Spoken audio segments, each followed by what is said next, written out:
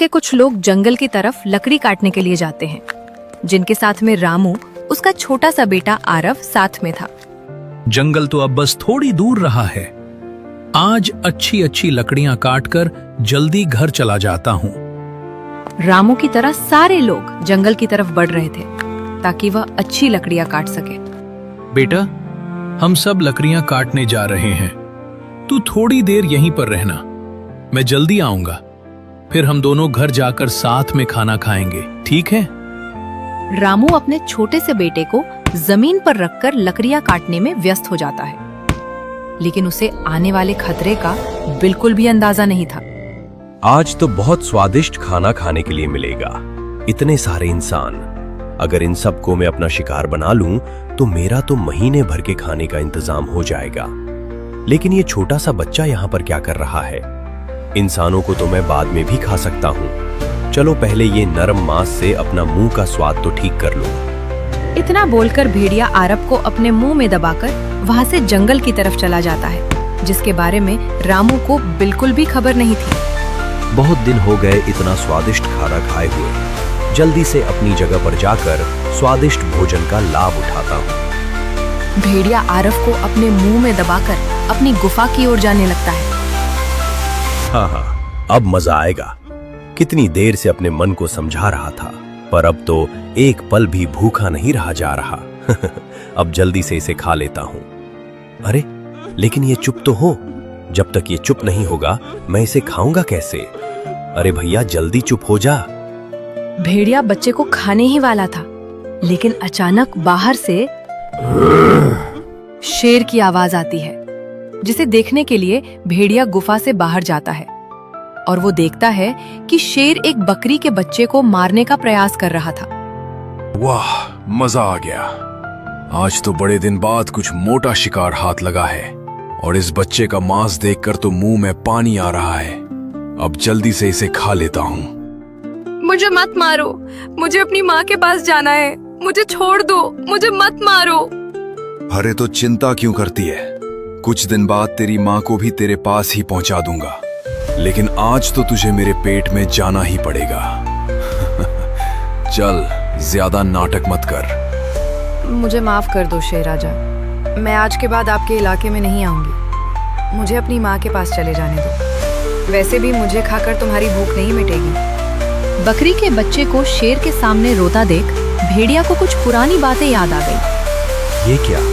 ये निर्दयी शेर फिर से मासूम बच्चे को अपना निवाला बनाना चाह रहा है, जैसे उसने मेरे बच्चे को अपनी पेट की भूख मिटाने के लिए इस्तेमाल किया था। बेचारा बच्चा कितना रो रहा है, और भले ही ये इंसान का बच्चा है, लेकिन जब इसके पिता को पता चलेगा तो वो बहुत चिंता करेंगे और ये दुख मुझसे ज्यादा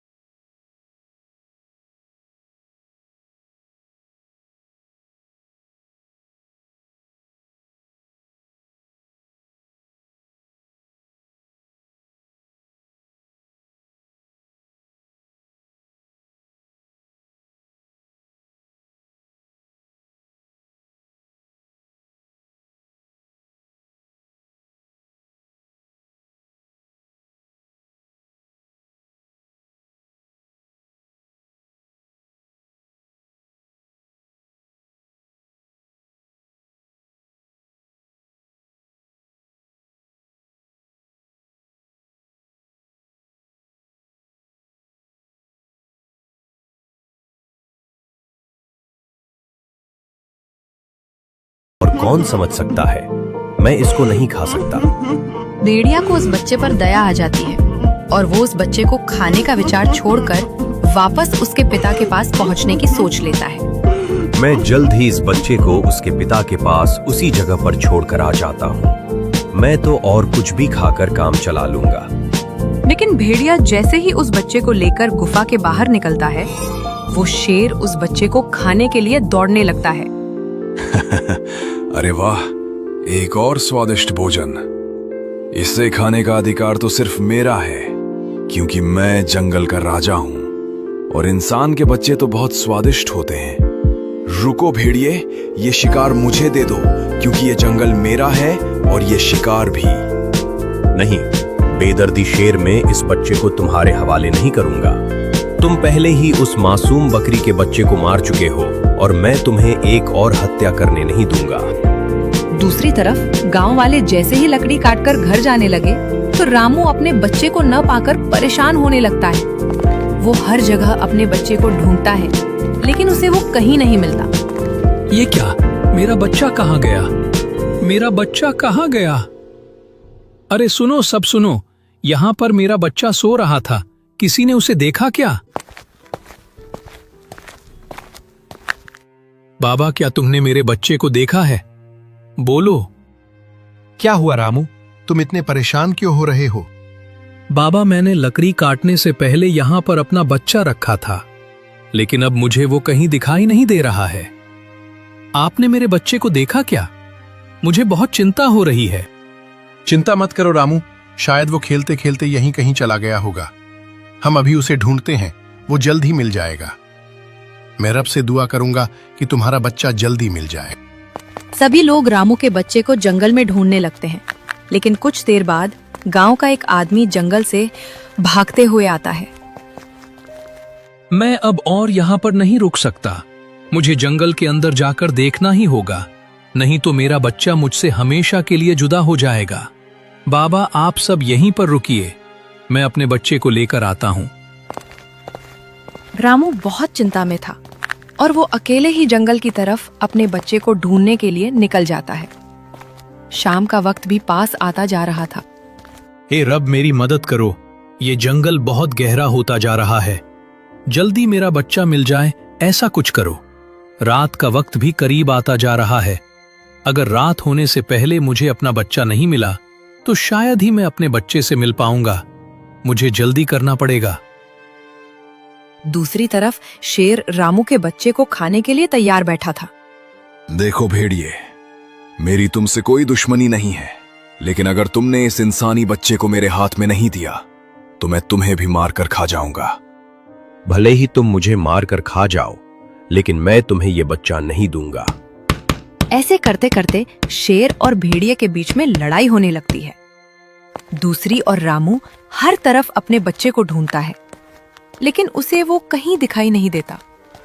धीरे धीरे रामू पूरा जंगल छान मारता है, जिसके कारण रात भी हो जाती है, लेकिन रामू को अपना बच्चा नहीं मिलता।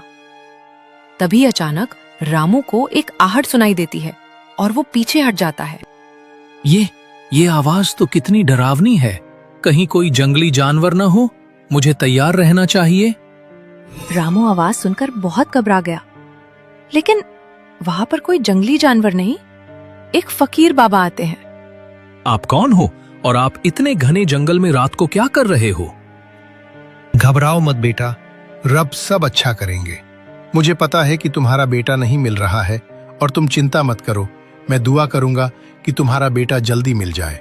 मेरी एक सलाह है, तुम यहाँ से पूर्व दिशा की ओर जाओ। हो सकता है वहां पर तुम्हें तुम्हारा बेटा मिल जाए। लेकिन बाबा, आपको ये कैसे पता कि मेरा बेटा खो गया है? और आप ये कैसे बता सकते हो कि मेरा बेटा कहाँ पर है?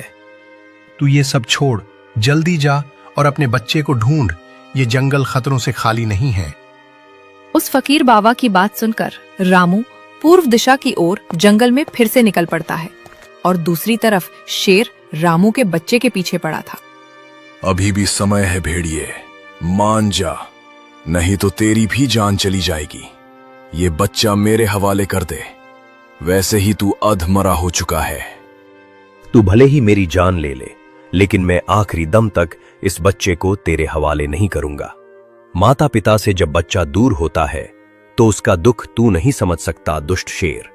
तूने ऐसे ही मेरे भी बच्चे को मार डाला था, लेकिन फिर से मैं ऐसा नहीं होने दूंगा। हाँ तो मारा होगा